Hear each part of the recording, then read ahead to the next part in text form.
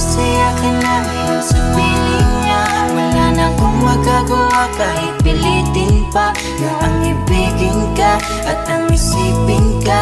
Nalimot mo na nga ako dahil sa pag-ibig niya.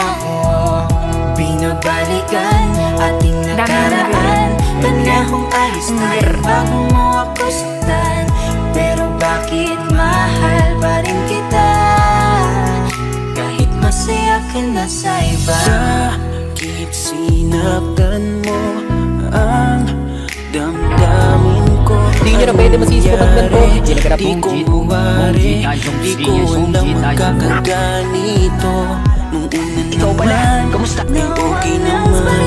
Nangako ka pa sa'kin, di mo ko sasaktan. Kaya di ko akalain magtulo ko sa'kin. Best Masaya friend. kapag nakikita Yan yung best mo friend. kuhaan. Kaya